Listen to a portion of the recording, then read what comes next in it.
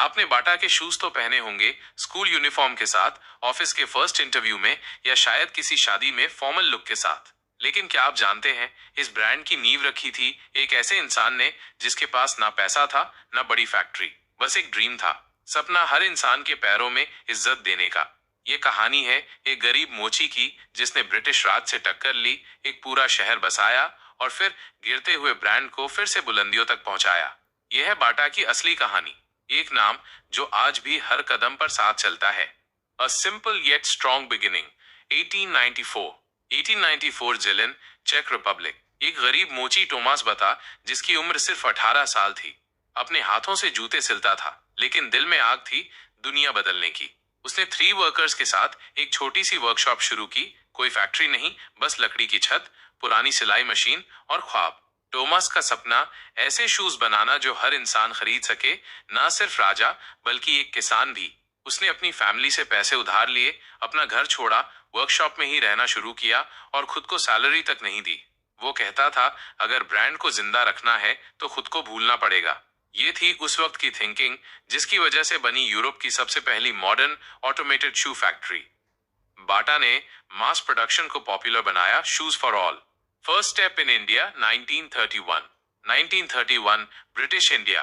Thomas Bata ने एक बड़ी अपॉर्चुनिटी देखी, एक देश जहां करोड़ों लोग थे लेकिन अच्छे शूज सिर्फ इलीट के लिए होते थे।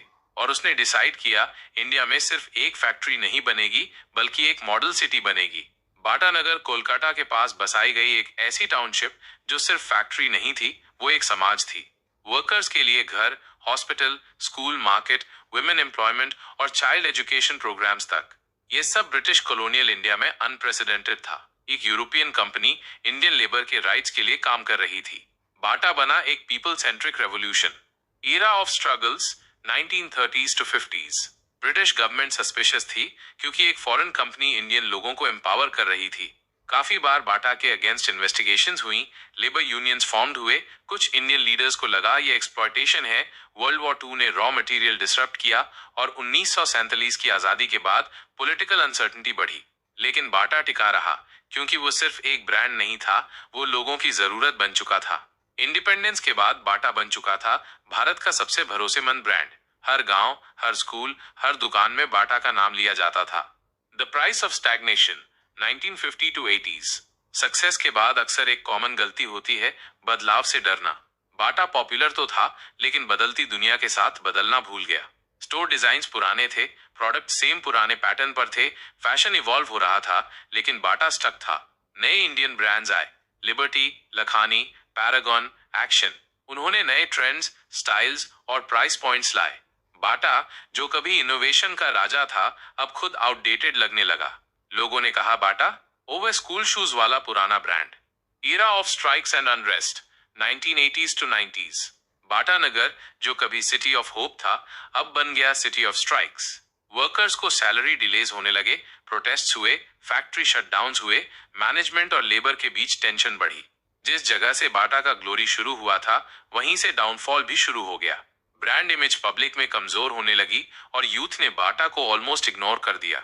Storm of foreign brands 1991। 1991 Bharat का मार्केट खुला और दुनिया भर के ब्रांड्स इंडिया में घुस आए। नाइक, अडिडास, रीबॉक, पूमा, इन सब ने शूज को फैशन स्टेटमेंट बना दिया। बाटा पुराने डिजाइन्स और इमेज के साथ यंग जनरेशन को कनेक्ट नहीं कर पाया। यूथ कंप्लीटली शिफ्ट हो गया और बाटा बना पेरेंट्स का ब्रांड। ब्रांड आइडेंटिटी क्राइसिस अपनी पीक पर थी। Decline and emptiness 2000 to 2010। 2000 आते आते स्टोर्स आउटडेटेड थे, प्रोडक्ट्स बोरिंग थे, मार्केटिंग इरेलेवेंट थी, इनोवेशन ऑलमोस्ट जीरो और प्रॉफिट्स गिरते जा रहे थे। मैनेजमेंट परेशान थी। मीडिया तक कहने लगा, बाटा का समय अब खत्म है। लेकिन कहानी अभी खत्म नहीं हुई थी। Come back, a new identity 2010 to 2020। 2010 के बाद एक बोल्ड फैसला लिया गया, पुराना बाटा मिटाओ, नया बाटा बनाओ। और तब शुरू हुई ब्रांड की नई जिंदगी। Modern stores, premium interior, designer lighting, youth centric products, sneakers, casuals, heels, digital transformation, e commerce, influencer campaigns, premium sub brands, Bata red label, power, hush puppies, bold advertising और रीब्रांडिंग। बाटा ने खुद को दोबारा young बनाया। Old school से बना cool और classic fusion. People बोले, क्या ये वही बाटा है? Yes, same name, new spirit. Bata today, a global legacy. आज बाटा सिर्फ भारत में ही नहीं, दुनिया भर में एक पहचान है। 18,000 करोड़ रुपए से ज्यादा की वैल्यू, 70 जोड़ देशों में प्रेजेंस, 1500 जोड़ स्टोर्स। सिर्फ भारत में हर दिन लाखों पेयर्स बिकते हैं। फैशन कलैब्स, प्रीमियम लाइनअप्स और ई कॉमर्स में डोमिनेशन। एक गरीब मोची का सपना आज एक ग्लोबल फिनोमिनन बन गया है। अ कॉबलर्स लेगेसी। बाटा सिर्फ एक जूता नहीं, ये एक सपना है जो सच हुआ। जिसने अपने हाथों से चमड़ा सिला, आज उसकी कंपनी रनवे शोज पर चल रही है। बाटा ने ना सिर्फ पैर ढके, बल्कि करोड़ों लोगों को चलना सिखाया। ये सिर्फ एक बिजनेस नहीं है, ये एक चलती हुई विरासत है। एक गरीब मोची से शुरू हुई जर्नी आज हमारे कदमों में इतिहास बन चुकी है। बाटा ये बिजनेस भी है, प्रेरणा भी, इतिहास भी।